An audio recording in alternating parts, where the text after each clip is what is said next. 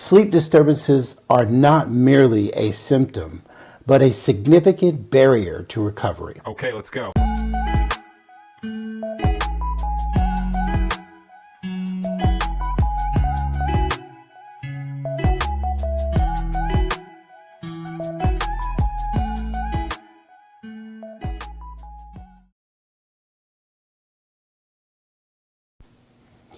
Hello, everyone, and welcome to Coaching to Change with me, your host, Dr. Aaron P. Bryant. So today I'm going to discuss sleep disturbances in PTSD, post-traumatic stress disorder. And we're going to focus on that when it relates to trauma and how it disrupts your rest, basically when you're trying to sleep. That's going to be the topic today. So for individuals with post-traumatic stress disorder, or PTSD, which we will call it all day today, sleep disturbances are not merely a symptom, but a significant barrier to recovery.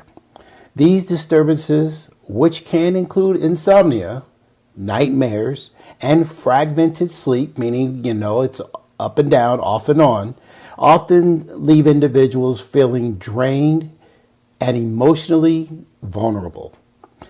So we're going to explore this and why PTSD disrupts our sleep. It's broader impacts, and we're also going to talk about strategies to regain restorative rest. Okay, but before we go further, please support the work and research that goes into this podcast by subscribing and clicking that bell to be notified of future topics that basically impacts millions of people all across the globe. I know this for a fact because I am someone that actually travels and provides therapy to those people in countries like Mexico and various locations in Asia. So please subscribe and support the effort to help others and maybe yourself.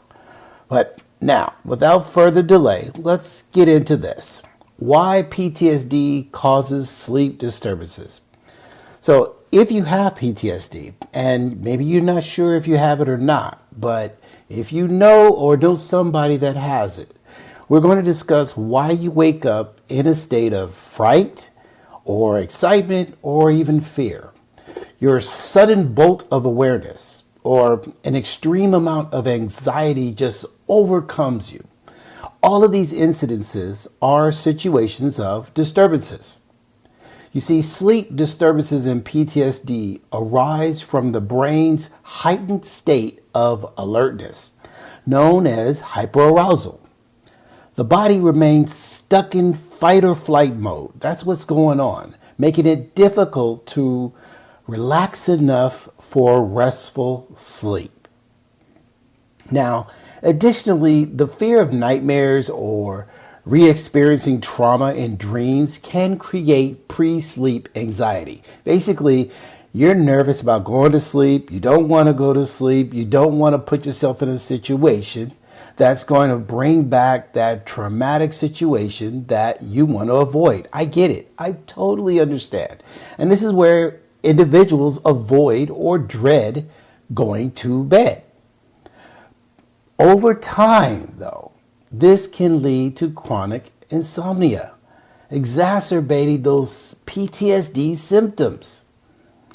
My fellow military combat veterans, first responders like my son, or even victims of traumatic situations will experience this regularly.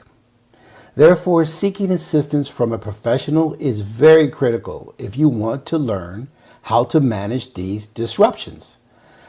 And speaking of disruptions, we need to discuss the impact of sleep disturbances because those are definitely disruption. You see, sleep is critical for emotional regulation, memory processing, and your overall health. Without adequate sleep or rest, the effects can ripple through your everyday aspect of your life. You see, physical exhaustion is obviously impacted when a person does not sleep.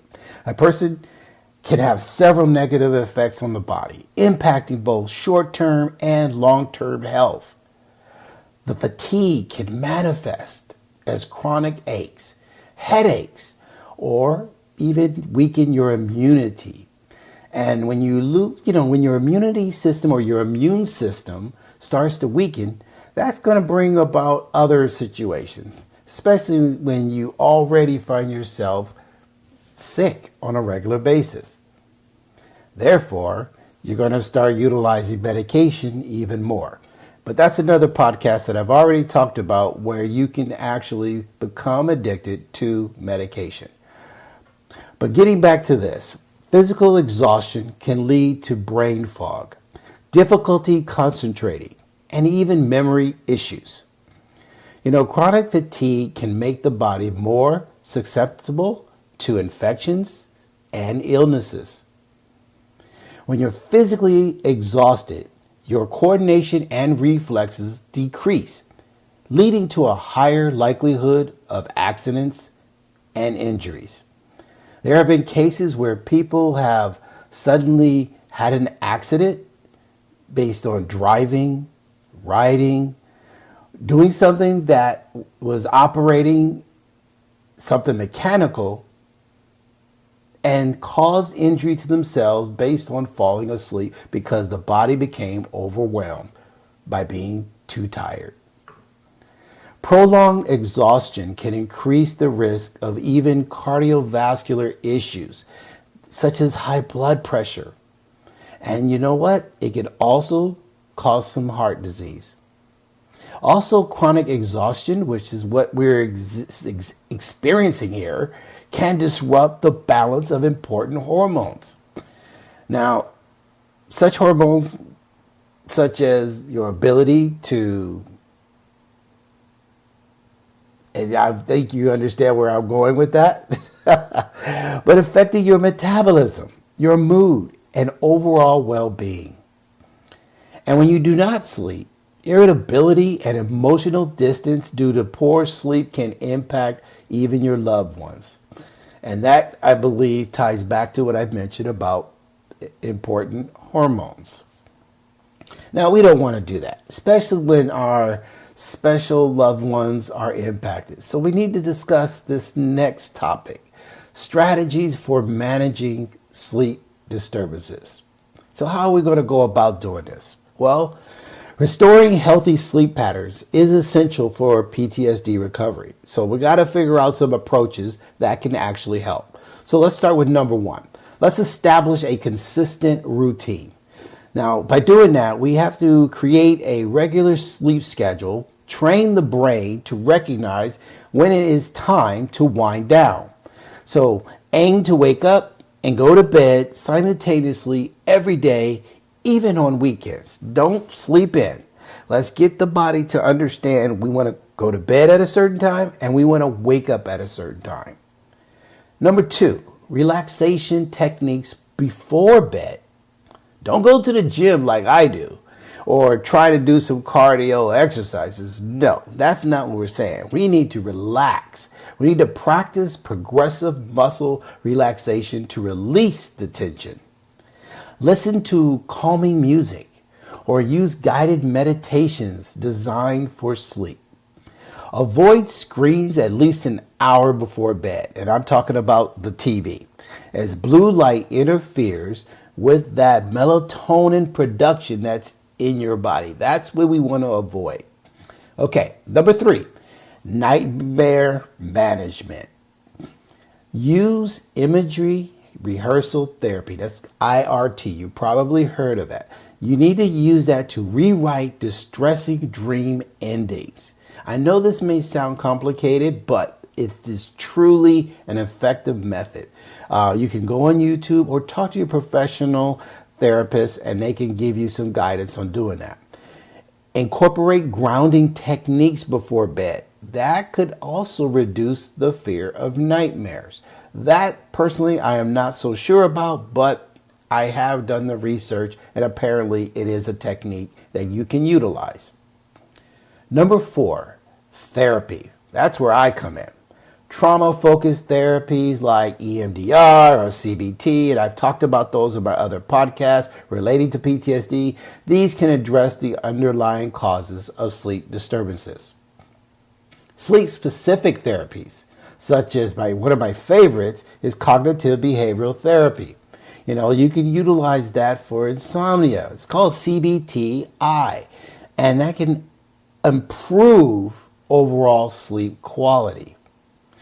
Number 5, medications. I am not fond of this, but it is useful.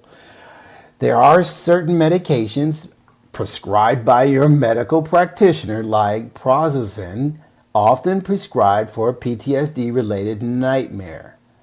But it can also help reduce their severity if it doesn't actually cease it. But you got to speak to your healthcare provider because, the short-term sleep aids can be necessary, but we want to make sure they're not something that you're going to utilize long-term. Okay, so we have actually covered some of the key areas to help you understand a little bit more about how sleep is important. This sort of thing is what is a reality when you're a victim to PTSD or some level of trauma. So as a side note, remember, PTSD has over 20 plus elements impacting the mental health. So if you feel you are not sleeping, but you do not think you're traumatized in any of the traditional ways, it is possible that something else is bothering you.